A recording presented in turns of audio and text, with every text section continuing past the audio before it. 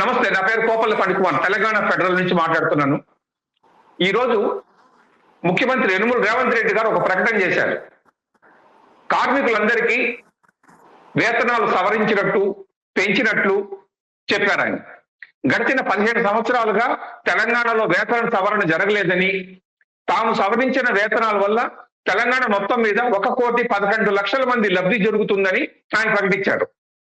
అయితే రేవంత్ ప్రకటన పైన కొన్ని ప్రతిపక్షాలు, వామపక్షాలు మండిపడుతున్నాయి. రేవంత్ అబద్ధం చెప్పారని చెప్తున్నాయి.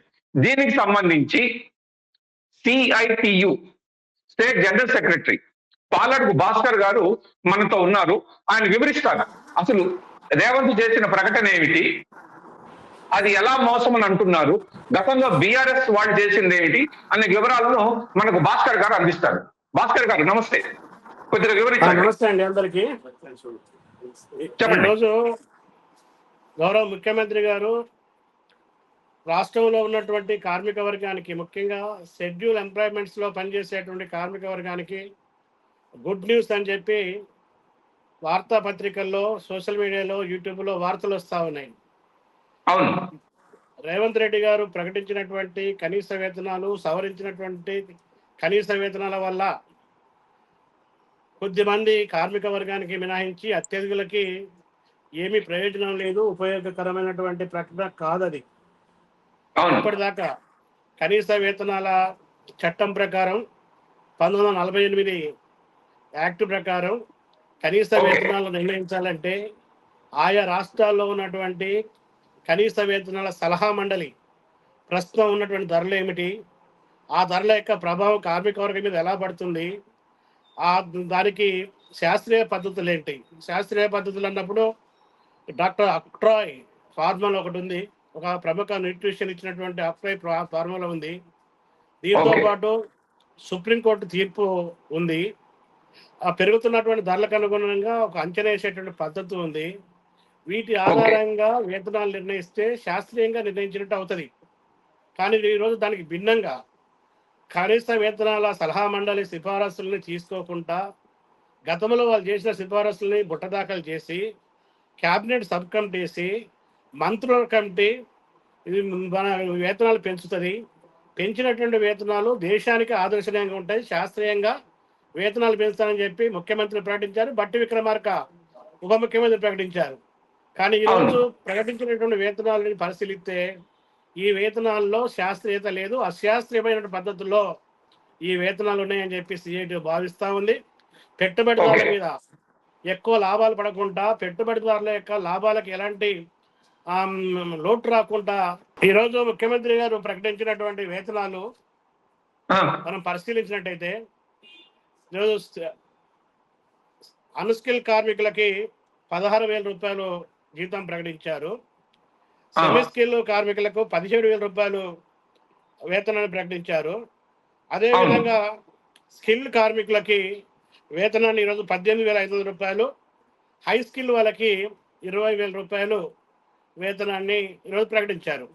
వేతనాలు ప్రకటించారు, కానీ పెరుగుతున్నటువంటి ధరలకు అనుగుణంగా వీడియో ఎంత ఉండాలి, కరువు భత్యం ఏంటి, ఎన్ని పాయింట్లకి ఈ కరువు భత్యం వస్తుంది, కరువు భత్యం ఫర్ పాయింట్ ఎంత అనేటువంటి విషయాన్ని ఎక్కడ ప్రకటించలేదు. ప్రకటించకపోవడం అనేటువంటిది చాలా ఆందోళన కలిగించేటువంటి అంశంగా ఉంది. ఉదాహరణకి ఇప్పటికీ అమలవుతున్నటువంటి జియో నెంబర్ 4 ఎనీ మ్యానుఫ్యాక్చరింగ్ ఇండస్ట్రీలో వర్తించేటువంటి జీవో ఉంది. ఆ జీవోలో చూసినప్పుడు వేతనం, స్కిల్ వేతనం సంబంధించినటువంటి వేతనాలు ఇప్పటికీ 24,000కు పైగా అమలవుతున్నాయి. కానీ ఇప్పుడు ముఖ్యమంత్రి గారు ప్రకటించినటువంటి హై స్కిల్ వేతనం 20,000 రూపాయలుగానే ఉంది. అంటే ఈ వేతనం తగ్గిపోయినటువంటి పరిస్థితి మనకి కనబడతా ఉన్నటువంటి పరిస్థితి ఉంది.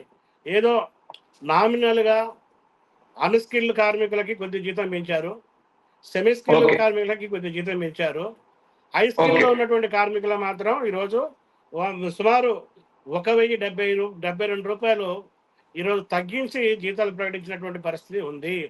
ఇది సరికాదు. అదే కాకుండా బీఆర్ఎస్ ప్రభుత్వం అధికారంలో ఉన్న కాలంలో, వారి పాలన కాలంలో ఇక్కడ ఉన్నటువంటి లేబర్ డిపార్ట్మెంట్ కనీస వేతనాల సలహా మండలి అన్స్కిల్ కార్మికులకి 18,009 రూపాయలు కనీస వేతనం, కరువు భత్యం ఫర్ ఫండ్కి 12 రూపాయలు ఇవ్వాలని చెప్పి మరి సిఫారసు చేసింది. ఓకే, ఇక్కడ అమలు కానటువంటి పరిస్థితి మనకు కనపడుతున్నటువంటి పరిస్థితి ఉంది. కాబట్టి ఓకే, ఇక్కడ సుప్రీంకోర్టు తీర్పుని కానీ లేదు డాక్టర్ అక్రాయి ఫార్ములా కానీ బీఆర్ఎస్ ప్రభుత్వంలో కనీస వేతనాల సలహా మండలి ఇచ్చినటువంటి సిఫారసులు కానీ బీఆర్ఎస్ ప్రభుత్వం ఉన్నప్పుడే 5 షెడ్యూల్ ఎంప్లాయీస్కి జీవోలు ఇచ్చారు. ఆ జీవోలకి గెజిట్ చేయాలి. గెజిట్ చేస్తే ఆ జీవోలు అమలుకి వస్తాయి. మినిమం వేజ్ అప్పుడు వాళ్ళు చేసింది 18,000 పైగా చేశారు. వీడియోతో కలిపితే ఇప్పుడు ఆ వేతనం అన్స్కిల్డ్కే ఆ వేతనం ఈరోజు 24,000 రూపాయలు వచ్చేటువంటి ఆస్కారం ఉంది. కాబట్టి దాన్ని కూడా దానికి తీయలేదు. ఇప్పుడు ఏం చెప్తున్నారు, బీఆర్ఎస్ ప్రభుత్వం 11 సంవత్సరాల కాలంలో ఈ రాష్ట్రంలో ఉన్నటువంటి 1,25,00,000 మందికి అన్యాయం చేసిందని చెప్తున్నారు. బీఆర్ఎస్ అధికారంలో ఉన్నప్పుడు కనీస వేతనాలు పెంచని మాట వాస్తవం. కనీస వేతనాల పెంపుదలకి బీఆర్ఎస్ ప్రభుత్వం మీదుగా పారిశ్రామికవేత్తలు ఒత్తిడి తీసుకొచ్చిన మాట వాస్తవం. ఆ ఒత్తిడి పెంగిన మాట కూడా వాస్తవం. అదే సందర్భంలో కార్మిక సంఘాలు విడివిడిగా ఐక్యంగా పెద్ద ఎత్తున కనీస వేతనాల సవరణ కోసం ఆందోళన చేశాయి. ఆందోళన ఫలితాన్ని దిగొచ్చింది. కనీస వేతనాల సలహా మండలిని నియమించింది. కనీస వేతనాల సలహా మండలిలో అన్ని యూనియన్లకు ప్రాతినిధ్యం కల్పించారు. ఏఐటిసి, సిఐటి, హెచ్ఎంఎస్ లాంటివి వీళ్ళు వచ్చారు. కాంగ్రెస్ లో నిరుద్యోగులుగా ఉన్నటువంటి వాళ్ళతోని ఓటు నింపుకున్నారు. ఏ పదవులు లేనటువంటి వాళ్ళతోని కార్మికుల పక్షాన్ని నడిపేటువంటి వాళ్ళు, కార్మికుల పక్షాన పోరాడేటువంటి సిఐటి సంఘం లాంటి సంఘాలు తీసేశారు. ఈరోజు మంత్రుల కమిటీకి కట్టబెట్టినటువంటి పరిస్థితుంది. ఇది సమంజసంగా లేదు. ముఖ్యమంత్రి అబ్బర్కా దబ్రా అనేటువంటి పద్ధతుల్లో ప్రచారం చేసుకోవడానికి ఉపయోగపడుతున్నటువంటి పరిస్థితి ఉంది. ఈరోజు లెక్కేస్తే ఈరోజు ఇప్పుడు ముఖ్యమంత్రి అయితే ప్రకటించారు, తాను గొప్పగా చెప్పుకుంటున్నారు అధికార పార్టీ ప్రభుత్వం కూడా. మరి దాని మీదట మీరేమన్నా మళ్ళీ ముఖ్యమంత్రిని కలిసి మళ్ళీ ఏమైనా విజ్ఞప్తి చేస్తారా? ఈ వేతనాలు మరింత పెంచడానికి ఏమైనా మీరు చేసే కృషి ఏమిటి? మేము ఖచ్చితంగా ముఖ్యమంత్రి గారిని కలుస్తాం. ముఖ్యమంత్రి గారిని కలవడంతో పాటు ముఖ్యమంత్రి గారికి కొన్ని ప్రతిష్టమైనటువంటి నిర్మాణాత్మకమైనటువంటి సలహాలు సూచనలు చేస్తాం. ఆయన శాస్త్రీయ పద్ధతిలో కనీస వేతనం ప్రకటించాడు కాబట్టి ఆయన శాస్త్రీయతకు ఏది ప్రామాణికంగా తీసుకోవాలో చెప్తాం. మేము ఈరోజు డాక్టర్ అక్రాయ్ దాన్ని ఫార్ములాలు తీసుకుంటే 32,000 రూపాయలు వస్తాయి. కనీస వేతనం 32,000 రూపాయలు వస్తాయి. కాబట్టి 32,000 రూపాయలు అడుగుతలేము.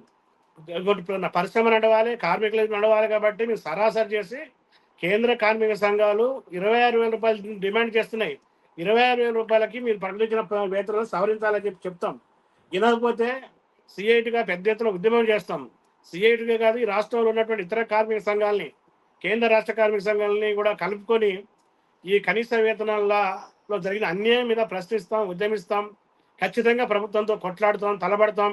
కాబట్టి కార్మికులు పెరుగుతున్న ధరలకు అనుగుణంగా వేతనాలు నిర్ణయించాలని చెప్పి డిమాండ్ చేస్తూ పోరాటాన్ని ముందు తీసుకెళ్తాం. ఓకే, భాస్కర్ గారు, ఇప్పుడు 26,000 కేంద్ర కార్మిక చట్టం ప్రకారం అంటున్నారు. అది స్కిల్డా అన్స్కిల్డా? 26,000 ఏ కేటగిరీ వాళ్ళకి వస్తుంది? అది అన్స్కిల్డ్. కనీస వేతనం అన్స్కిల్డ్కి. ఎందుకంటే ఈరోజు భర్త, భార్య, పిల్లలు ఒక 3 యూనిట్లు బతకాలంటే ఎంత ఉండాలనేది ఫార్ములా ఉంది. వాళ్ళ విద్యకి ఎంత ఖర్చు అయిందో ఫార్ములా ఉంది. వాళ్ళకి వినోదానికి ఎంత ఖర్చు అయిందో ఫార్ములా ఉంది. వాళ్ళు తిరిగి మళ్ళీ పెట్టుబడిదారుల కోసం పనిచేయడానికి ఎంత శక్తి కావాలో ఫార్ములా ఉంది.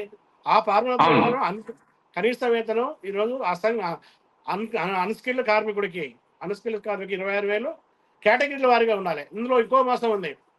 ఈరోజు మొత్తం 3 జోన్లుగా విభజించారు. మున్సిపల్ కార్పొరేషన్లో ఒక రకమైన జీతం, మున్సిపాలిటీలో ఒక రకమైన జీతం, గ్రామీణ ప్రాంతంలో ఒక రకమైన జీతం. కార్మికుడు శ్రమ అంతటా ఒక రకంగా చేస్తాడు.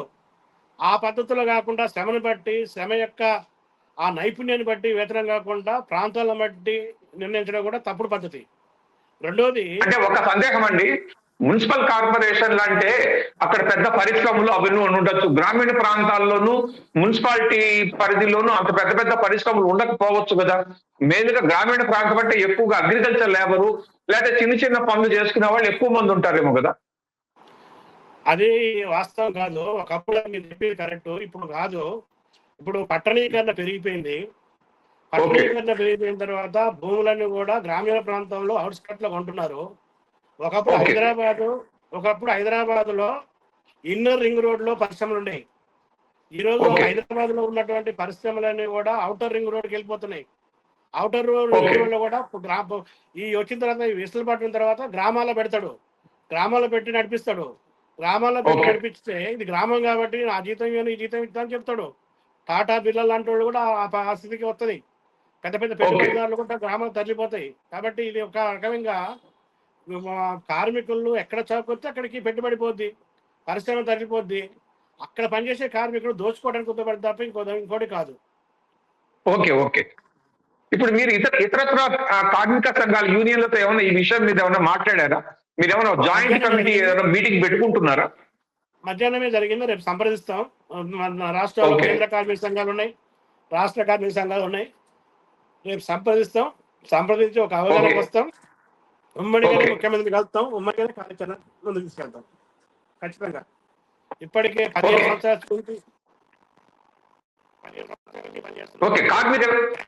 ఓకే భాస్కర్ గారు మీరు చక్కగా వివరించారు.